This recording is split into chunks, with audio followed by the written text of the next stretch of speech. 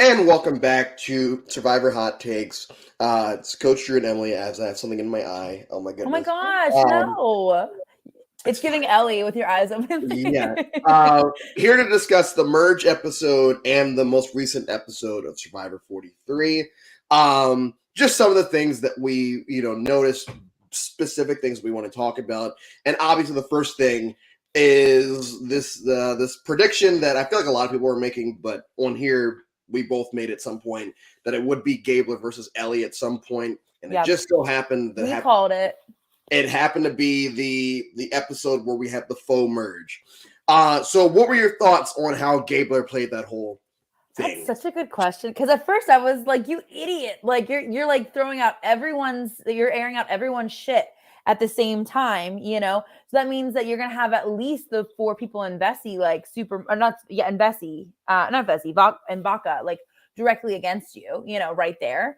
And I thought that was like at first I thought that it was like kind of crazy, but like I think that you see it a lot more full circle whenever we come to that second episode that we just watched, where like he was able to air all that out, still maintain enough trust where he's still getting information about what other people are getting, like James getting the beware advantage or the knowledge is power advantage, right?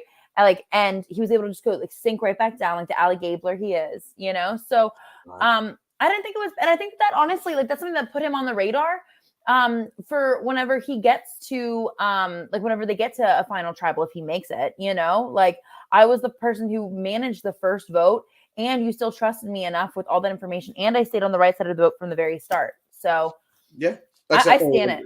I mean, he was on the wrong side of the vote this time, but in this most recent episode. But yeah, I agree, and it's funny because I've sat here every week saying, Ellie's probably not going to win. They're building her up as like a villain, but I'm still in love with her, and I hope that she does well.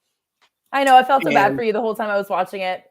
I poured one out for you on last Wednesday. I almost felt like I was rooting for Gabler in the situation. Like I'm still, pulling for Ellie, but I'm like, yeah, Gabler's kind of in the right here because Ellie has just been treating him like a child this entire time. Right. And when he confronts her in the woods and she's like, they're lying. I have no idea what you're talking about, blah, blah, blah. And he's like, yeah, okay, whatever. Like she has to go. He was in his messy girl era. And like, honestly, I was gutted. I lived for it. Like, I think that it was really cool too, that like, not only did he like drag Ellie like down in the water with his Allie Gabler-esque moves, but he also did, he also was airing out the idol that they found too, which I thought was like really cool too, because it also gave them like a sub target with Janine. Which I guess now it doesn't matter, but it at least like put her out there to know that she was hiding something, so yeah, he aired it all out. I was here for it. And my thing watching that episode that I was surprised didn't pop up in this episode is someone else bringing up, hey, at our camp, this person was looking for these beads too, specifically Carla. And we didn't get much Carla content in this episode in general, but I was surprised that they didn't point that out, that someone didn't bring up like, hey, you were telling me about this, but on our camp, Carla was the one doing this, and do we think she might have an immunity idol? How did you think Ellie played it before we get to the tribal and on to this most recent episode? I think that she definitely is someone who likes to be in control of the situation, and because she was so used to being in control from day 1 to day 12, right? Like she thought that she had the social leverage to still call out the shots, but she called out not one but two names from two different tribes, which helped to kind of bond them together, right? And then she came off very like on like the attack end instead of like an apologetic, like like way to really blend everyone together. She just didn't do a great job, with really trying to be like, listen, like he said that you're throwing my name out. I'm sorry. Can we talk about it? Like, let's just get through the next vote. She didn't come off that way. She came off as like, well, you did this and your mom's a hoe and you did, not really like that, but like, to me, I think that was like the big, the nail in the coffin, Well, and it's so funny because when she leaves, she's like, oh, so did you get for trusting Gabler? It's like, they're still here though. Like, right. You're the one. You're the one that. Well, she did that for the same reason that people have done it in the past, where you think that you're putting a target on someone's back, at the very end. But for whatever reason, maybe it's just you think it's just the Gabler's so underestimated that like probably because like, they don't care. Yeah, it's been shown that he is. And before we get to the Gabler story arc in this most recent episode, I do want to touch on how they went about the faux merge this time around, because I loved it. Did you? I loved it compared to what we've got in 41, 42. Okay. Yeah, of course. It's fine. There's no, I know, I always forget it. Time Turner. What is it called? Hourglass. Hourglass.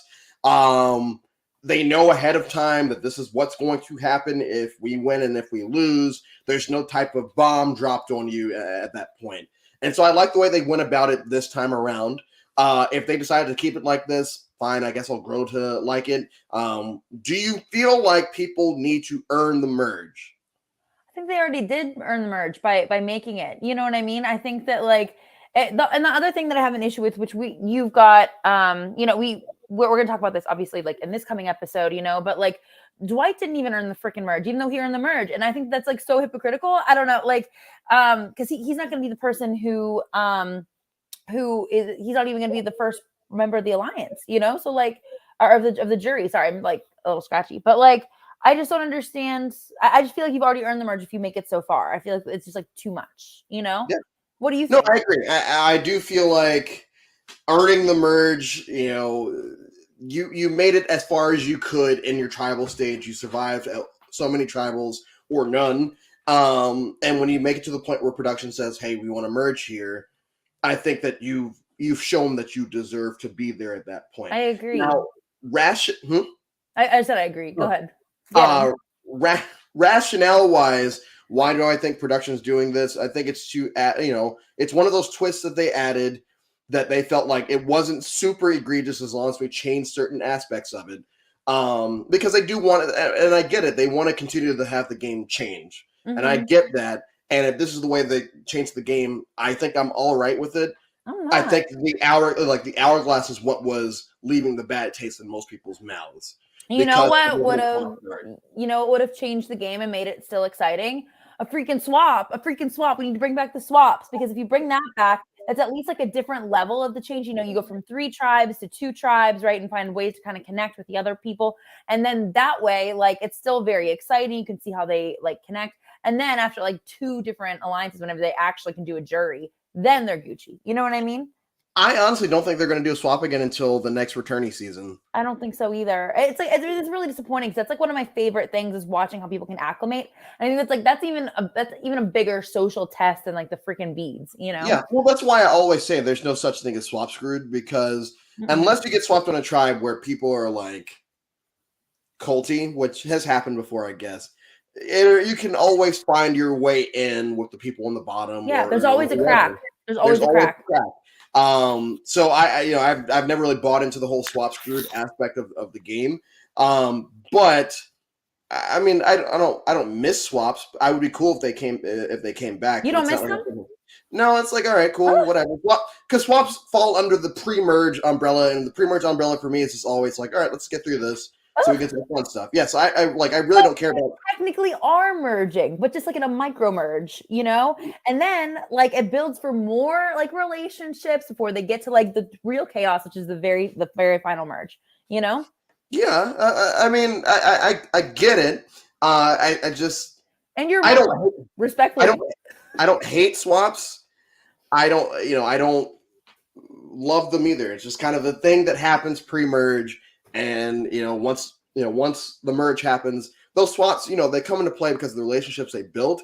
But in reality, like, you can still get that same thing, and we see it now and Jeff brought it up in this episode, or there were 2 tribes that were clearly colluding with each other during a challenge, and Coco was left off to the side, and he was asking if these relationships are going to continue. So even though the swaps aren't happening, there are still ways that you can. I mean, last season with was it Taku with the Taku 4, and they're all sitting there and everyone's praising Jonathan, and Tori's sitting there putting a target on his back, and we go into the merge, and everyone, it's already become fluid without them ever swapping with each other. Yeah, like I guess, but like it would make it a lot more fluid if they had the experience of living with each other, like having like like 24 to 48 hours of uninterrupted socialization and living quarters and just seeing how people mesh. Like, I understand, like, I like the fact they have like that, like Ship Wheel Island. I'm still going to call it that because I'm never going to remember all these names, but like having that, or like, even just like doing the raid, like that was really cool. I like finding ways where they can connect before they get there, but they need more time in order to do it to make it effective, Yeah. So as we cross over to this most recent episode, which I thought was just kind of a after the merge. And disappointing, like I really thought that Dwight was going to make it. I was kind of caught off guard with Dwight going home because, correct me if I'm wrong, but his name wasn't really being floated around much. Not until the very end. No. I thought that all signs were pointing to James. I think they did that on purpose to try to get like that shock value. Thinking. Oh, you thought it was me, Noel? I thought it was between James and Noel. Yeah. Yeah, and I was like, well, yeah, maybe Dwight, but like I thought that all signs were pointing to James at that point. But like it was just I just feel like the narrative was very skewed, like. Yeah.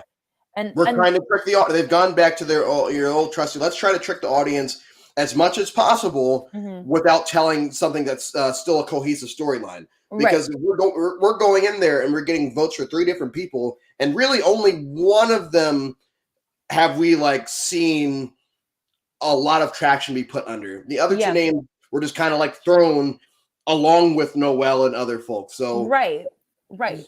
It kind of came out of nowhere. And Dwight was like growing on me. So I'm like extra upset about it. I really enjoyed him and I really liked his story. And I just felt like we could have gotten a lot more. He seemed like very upset. Like I was listening to like the exit interview with Rob Cesternino yesterday. And like it was very obvious that he was like, there's just so much to this story that people like don't know, so he's just giving a lot more context to why he was voted out. But like to me, it just made a lot more sense that it would have been James. Like James has the knowledge is power advantage. Historically, once you get that, you're voted out like almost immediately after. But then they did this whole like advantage swap, which is like another whole thing. Like, I don't know. Well, I thought, and when they introduced the immunity challenge, I thought they were going to do what they did with Survivor South Africa a couple seasons ago, where it was a duo. Challenge, and then the duo that wins immunity, and another duo has to get voted out. Right. They're going to do a double boot here. But I mean, I still like the way that they did it. This is definitely Gabler's part 2 of Gabler's coming out. His Victor era episodes. I like I said, I kind of start to buy into the Gabler thing last episode, and in this episode, it became a little strong, but I'm still about it right now. I'm hoping that it doesn't become overbearing, to the point where it's like I learned to not like him for the same reasons I liked him at the beginning. So what are your thoughts on Gabler right now? Oh my God. Well, first I want to dedicate the next minute of this podcast to Gabler and his victory. Like, I will say this man, as we talked about whenever we started talking about like at the start of this season, I was like, this man is not going to make it 5 minutes. And like, they were making it look as well that like, he was just like falling apart. And this man has come out like a social threat, a physical threat, maybe a strategic threat, kind of. It depends on how you think about that big move with Ellie, but like, I think that right now where he stands in the tribe, he's still in a spot where like he has a lot of options and I think that a lot of people are in a place where they have a lot of options. I think that there's only a few people right now that like their backs are kind of against the wall. I think that like if I'm looking at my list, like poor Janine bestie, like they threw her a life vest. They said, here, have an immunity idol. And then they went whack. So I'm a little bit nervous. James probably a little bit, but no, I feel like, not to say that he was him that rallied the votes, but the fact that his back was against the wall this episode and survived, that might put a bigger target on his back because his name was so prevalently said, out there, and everyone knows he has his advantage now. Yeah. Can I ask you too, like, why? Like, I know that we talk about this all the time, like, but I think that there's a reason that people just keep telling people stuff that they have. He told 3 people, one of which knew that he had an idol, and he said, hey, bestie, like I can take your idol whenever you want, but like, let's work together. Like, and Cody barely knows the guy, so like, why would you tell Cody, Yeah, I that one kind of caught me off guard. The fact that he was telling so many people. Like, I understand that people saw you find this clue. And there's nothing wrong with like, like acknowledging it if it's brought up, but like, Yeah, you know. but I don't know. I didn't, because immediately, and I don't know how it happened in real time, but in the 43-minute episode that we got, everyone knows within about 5 minutes Yeah. that James has a knowledge power advantage, and then it turns into, how can we hide these idols so that he can't take it? But then also, we also need to figure out who we're voting for. Yeah. Which I think that was an interesting, watching people trying to navigate not only a vote but that advantage. But why'd you tell? Why'd you tell? Why'd you tell the people who have the like? Oh my god, no! Like, you have to keep people as out of the loop as possible until you're ready to go. But he told Carla. So another point for Carla. She's everyone's number one, right? But like without making any major waves, she's everyone's number one right now. She's in a great spot, And then he told Ryan. Carla and Sammy. I feel like great spot too. Best spots right now. Yeah. Yeah, definitely. Yeah, for sure. So now that we're like kind of like nearing like kind of like the end of like that episode, like who do you think whose winner's edit is the most prevalent to you right now? If you had to pick one person. I don't believe in winners. Yeah, you do. Don't lie to me. No, like I don't know. I don't know. Sammy. Yeah. He's fine. Sammy. Jesse, maybe. Did Jesse get much content this episode? He got a little bit. He got a lot of footage of like him going back and forth about taking out Dwight or not, Yeah. So like I mean, I know this is not a hot take, but I feel like it's probably going to be a male that wins this one. I would be cool with Carla, just Carla. I guess Janine. It would be a great underdog story if she did win. But yeah, do you think that she's the only one whose back's up against the wall right now, or do you think there's anyone else who like looks like they just really aren't going to make it? As of right now, I think Noelle could potentially be in trouble, because we did get that moment where people are like, Noelle thinks she's running the show, she's calling the shots, she's doing this, that, and the other. I feel like if she goes about that the wrong way next round, right, and she doesn't win immunity, people could try to go after her because they're not going to want her to be perceived as this big threat. And I feel, didn't she vote wrong as well? Who, Janine? No, or Noelle. Noelle. Yeah. Her vote was on James, wasn't it? Because she kept saying that she was going to vote for James. Yeah, she would never vote for Dwight. They were too close. Mm-hmm. Yeah. We also have a comment over here from Kim. Hey, Kim. Hey, bestie. She thinks that like she asked if we think that we're going to get like a double boot this season. Like, there's no way. Like, yeah. In terms of math, like how many people do we have left now? We have 12. 11. I mean, they could do what they did the last 2 seasons, where they split the tribes up into 2 and have them go to tribals. Individual. They couldn't do that right after they merge. If they did that, I'd be so upset. Like, I just think it's too much chaos at the same time. Right now, they'll probably wait till 10. Then, yeah, if they're 12, they'll wait till 10, do it like that, and then we're down to final 8. I don't know. We have to get one. Pre-merge, we thought there was a couple weeks where we thought there was going to be double boots, and it didn't happen. I called it every single week, and I was wrong every single week. And this week is one that I thought it was going to be, and it still didn't happen. Yeah. So I feel like they will probably tease it in like the next time on Survivor. I think we will find out at least a week in advance that if it's a double boot. Right.